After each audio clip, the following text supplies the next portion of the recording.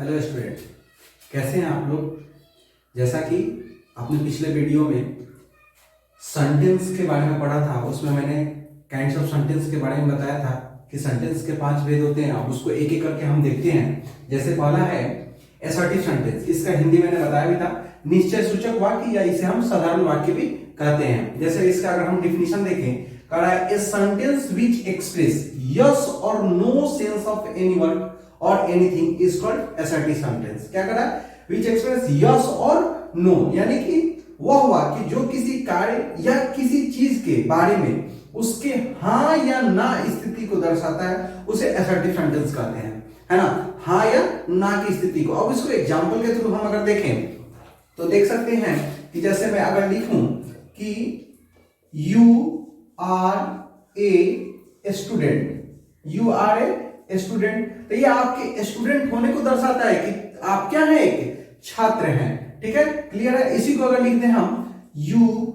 Are not a student, आप एक छात्र नहीं हैं, तो ये किस चीज को दर्शा रहा है? यस की स्थिति को। और ये किस चीज को दिखा रहा है? नो की स्थिति को, है ना। तो यही कह रहा है कि क्या विच एक्सप्रेस यस और नो सेंस, है ना, हाँ या ना स्थिति को दर्शाए। अगर इसी को एक और देखें, जैसे कोई कार्य के रूप में हम देखें, ही प्लेज, वह खेलता है, और इसी को हम लिख दें कि he does not play, he does not play।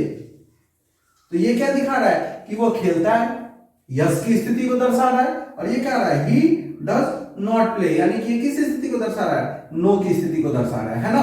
तो यानी कि वह वाक्य जो किसी कार्य या किसी चीज के हाँ या ना की स्थिति को दर्शाए, उस दोनों वाक्यों को हम लोग क्या कहते हैं? असर्टिव सेंटेंस कहते हैं, है ना। अब इसी के आधार पर इसको दो भागों में बांट दिया गया है। तो कौन कौन से? तो एक होता है हाँ की स्थिति को जो दर्शाता है, तो उसे हम लोग कहते हैं अफर्मेटिव सेंटेंस, ठीक है। और एक होता है जो ना की स्थिति को दर्शाता है, तो उसे हम लोग कहते हैं निगेटिव सेंटेंस। अफर्मेटिव हाँ की स्थिति को और निगेटिव ना की स्थिति को। चलिए अब उसको हम देख लेते हैं कि वो क्या है। चलिए देखते हैं अब हम काइंड्स ऑफ असर्टिव सेंटेंस को, है ना। क्या कह रहा है? तो there are two kinds of, कितने kinds? Two kinds of assertive sentence. कौन कौन से बाबू? तो अफर्मेटिव और निगेटिव, है ना। अब देखते हैं एक नंबर अफर्मेटिव सेंटेंस। क्या कर रहा है? नाम क्या है? सकारात्मक वाक्य, सकारात्मक, है ना। आपने भोजपुरी में सुना होगा, कहते हैं कि हाँ हाँ तर हम काम सकार ले लें, एकदम कर दें हम सकार लेना, यानी कि हमने स्वीकार कर लिया कि ये काम आपका हो जाएगा, वही चीज सकारना, यानी कि सिर्फ यस सेंस को, है ना। तो वही definition, the sentence which express only yes sense of any work और एनीथिंग, यानी कि वह वाक्य जो किसी कार्य या किसी के सिर्फ हाँ की स्थिति को दर्शाए, उसे हम लोग क्या कहते हैं? अफर्मेटिव सेंटेंस कहते हैं। एग्जांपल में देखें, यू आर ए स्टूडेंट, तुम क्या हो? एक छात्र हो। हाँ मैं एक छात्र हूं।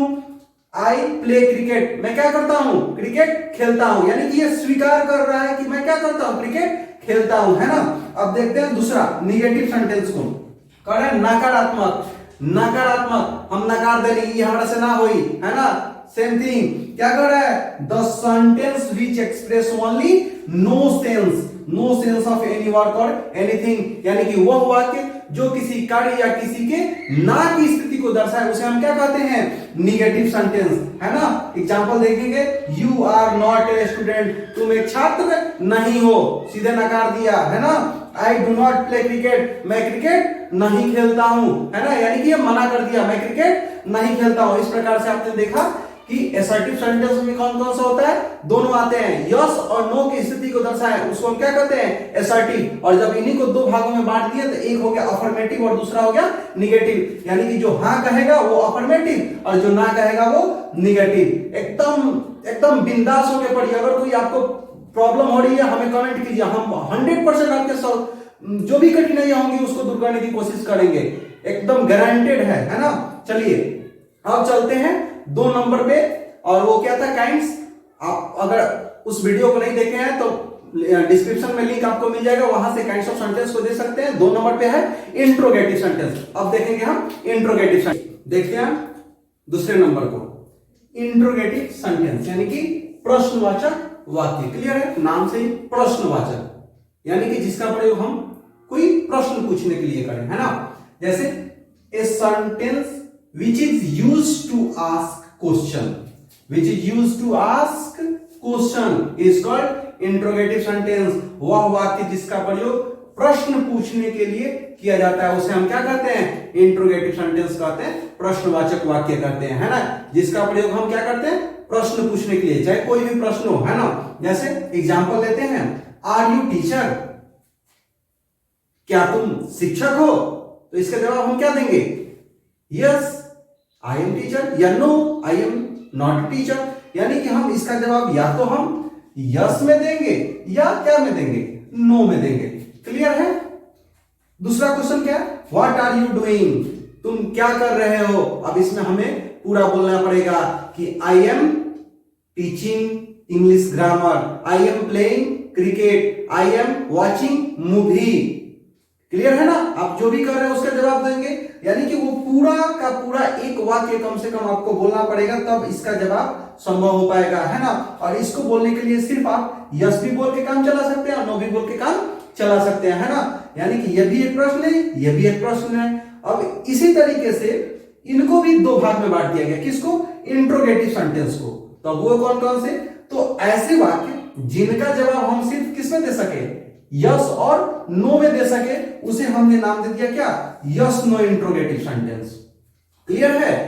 जिसका जवाब हम सिर्फ क्या में दे सके, यस और नो, हाँ या ना में, उसे हम क्या कहेंगे, यस नो इंट्रोगेटिव सेंटेंस। और वैसे वाक्य जिसमें WH वर्ड का प्रयोग हुआ हो, WH word, WH word, WH word अब कौन कौन से होते हैं, तो देखिए देख लेते हैं। जो भी ऐसे शब्द जिनका प्रयोग हम लोग किसी क्वेश्चन को पूछने के लिए करते हैं और उसमें WH होता है, जैसे what, why, where, who, how, which, whom, whose, ये सारे के सारे क्या है, ये टोटल के टोटल जो भी हैं, इन्हीं को हम लोग क्या बोलते हैं, WH वर्ड, WH वर्ड। यानी कि वैसे वाक्य जिसमें किसी WH वर्ड का प्रयोग हुआ हो, उस वाक्य को हम लोग क्या करते हैं, WH इंट्रोगेटिव सेंटेंस। क्लियर है। अब इसको हम लोग देखते हैं, अब इसके डिफिनीशन को हम लोग क्या लिखते हैं और उसके बाद फिर देखेंगे नेक्स्ट। देखते हैं आप इंट्रोगेटिव सेंटेंस के अभी जो भेद बताए थे, यस नो इंट्रोगेटिव और WH इंट्रोगेटिव को, है ना।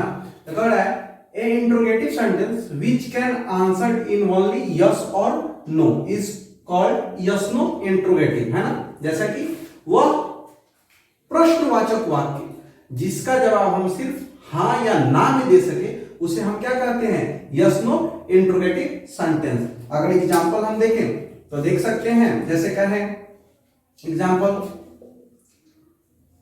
Are you student, are you student, आप क्या जवाब देंगे, क्वेश्चन हो गया ये, इसका आंसर आप देंगे ना यस, या क्या देंगे, नो।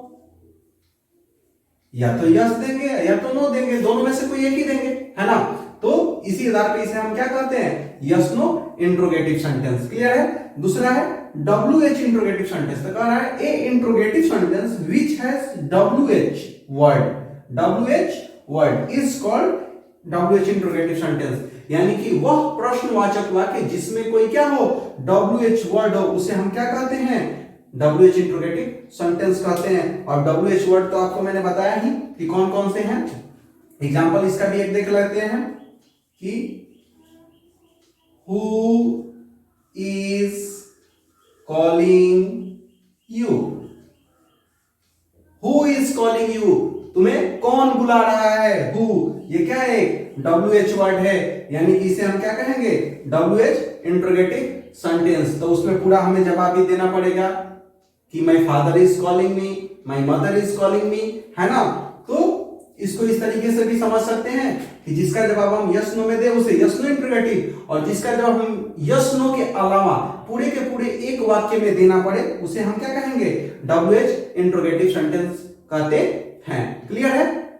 अगर यहां तक कोई परेशानी हो तो आप हमें कमेंट करके बता सकते हैं, और अगर हमारे पढ़ाने का तरीका सही लगा हो तो हमारे चैनल को जरूर सब्सक्राइब करें, पिछले वीडियो को जरूर देखें ताकि आने वाले वीडियो भी आपको समझ में आए। अब देखते हैं, चलिए देखते हैं आप तीसरे नंबर को, है ना, क्या है, इंपरेटिव सेंटेंस, आदेशात्मक वाक्य। इसे हम आज्ञा सूचक वाक्य भी कहते हैं। मैंने लिखा a sentence which is used to give order, advice and make a request is called imperative sentence. यानी कि वह वाक्य जिसका प्रयोग आदेश देने, सलाह देने या निवेदन करने के लिए किया जाता है उसे हम क्या कहते हैं, इंपरेटिव सेंटेंस, है ना। जैसे एग्जांपल के थ्रू अगर देखते हैं तो मैंने लिखा है go and sit down, go and sit down, जाओ जाकर बैठ जाओ। क्या हो गया, ये एक ऑर्डर है। कंसल्ट टू ए डॉक्टर, आपको कोई बीमारी हुई, नॉर्मली झोड़ा छाप डॉक्टर से कोई दवा खा रहे हैं, ठीक नहीं हो रहा है, बीमारी बढ़ते जा रही है, कोई भी कहता है ना जाओ जाके डॉक्टर से मिलो, कंसल्ट टू ए डॉक्टर, है ना। उसके बाद है ये क्या हो गया, एडवाइस हो गया, आपको एडवाइस दिया गया। उसके बाद मेक अ रिक्वेस्ट, यानी कि क्या, निवेदन करने, please give me a pen, please give me a pen, कृपया मुझे कलम दे, है ना। ये आप किसी से निवेदन कर रहे हैं, है ना। तो ऐसे वाक्यों को हम क्या कहते हैं, इंपरेटिव सेंटेंस। क्लियर है। चलिए अब देखते हैं चौथे नंबर को, जो है क्या, एक्सक्लामेटरी सेंटेंस, है ना। इसका हिंदी होता है विस्मयादि बोधक वाक्य। कह रहा है a sentence which is used to express a strong emotion और excitement is called exclamatory sentence. यानी कि वह वाक्य जिसका प्रयोग हम किस लिए करते हैं, तो हम अपने मजबूत भावना या उत्तेजना, मजबूत भावना या उत्तेजना को व्यक्त करने के लिए करते हैं, उसे हम क्या कहते हैं, विस्मयादि बोधक वाक्य, एक्सक्लामेटरी सेंटेंस कहते हैं। अब बात आती है कि मजबूत भावना और उत्तेजना है क्या, है ना। एग्जांपल के थ्रू देखते हैं, पूरा क्लियर हो जाएगा। मैंने लिखा है वाओ व्हाट अ पेंटिंग, हमारे सामने एक पेंटिंग दिखा और अचानक हमारे मुंह से निकल जाता है वाओ व्हाट अ पेंटिंग, यानी कि ये हमारी क्या है, उत्तेजना है। देखते ही एकदम मन आनंदित हो गया और हमारे मुंह से निकल गया वाओ। दूसरा, ओह गॉड ही इज नो मोर, अचानक से मैंने सुना कि कोई मर गया तो अचानक हमारे मुंह से निकल जाती है हे भगवान वह मर गया, oh God he is no more, है ना। तीसरा क्या लिखा, hip hip hurray we won the match, कोई भी खेल खेल रहे हैं, जीत गए, एकदम उत्तेजना से भर जाते हैं, जोश से भर जाते हैं, मुंह से निकल जाता है hip hip hurray we won the match. यानी कि ऐसे ही सारे वाक्यों को प्रदर्शित करने के लिए जिसका प्रयोग किया जाता है उसको हम लोग क्या कहते हैं, एक्सक्लामेटरी सेंटेंस कहते हैं। इसका पहचानने का सबसे एक अच्छा और तरीका है कि ऐसे एक्सक्लामेटरी सेंटेंस में एक ये चिन्ह लगा रहता है और इस चिन्ह को हम लोग कहते हैं क्या, एक्सक्लामेटरी सिंबल, एक्सक्लामेटरी सिंबल, यानी कि विस्मयादि बोधक चिन्ह, है ना। और ये कैसा चिन्ह होता है, तो एक खड़ी पाई और एक नीचे डॉट, ये वाक्य में कहीं ना कहीं लगा हुआ होगा। देखिए तीनों के तीनों वाक्य में है, तो ऐसे वाक्य क्या होंगे, एक्सक्लामेटरी सेंटेंस कहलाएंगे। क्लियर है इतना। चलिए देखते हैं अब नंबर 5 को। चलिए देखते हैं लास्ट काइंड को, ऑप्टेटिव सेंटेंस, यानी कि इच्छा सूचक वाक्य। नाम से ही क्लियर है, जिसे इच्छा का बोध हो, है ना। A sentence which is used to express wish, curse etc for someone is called optative sentence. Wish मतलब होता है इच्छा और कर्स मतलब होता है श्राप, है ना, इत्यादि। इसमें प्रेयर आ जाता है, यानी कि प्रार्थना भी होता है ना। यानी कि वह वाक्य जिसका प्रयोग किसी के लिए इच्छा कमा श्राप आदि का बोध कराने के लिए किया जाता है उसे हम क्या कहते हैं, इच्छा सूचक वाक्य, है ना। एग्जाम्पल के थ्रू देखते हैं, जैसे किसी को प्रणाम कीजिएगा जो बड़े हो, कहते हैं ना भगवान आपकी लंबी उम्र बना दे, भगवान आपका कृपा करे, मे गॉड ब्लेस यू, भगवान आप पर आशीर्वाद बनाए रखे, मे यू लिव लॉन्ग, आपकी उम्र लंबी हो जाए, है ना।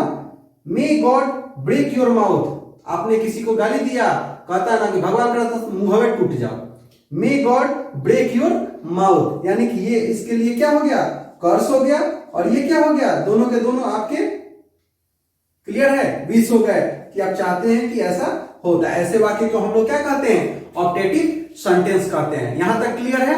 अब आगे देखेंगे हम काइंड्स ऑफ वर्ड में मैंने आपको बताया था, उस काइंड्स को सारे को एक एक करके देखेंगे, डिटेल्स पढ़ेंगे।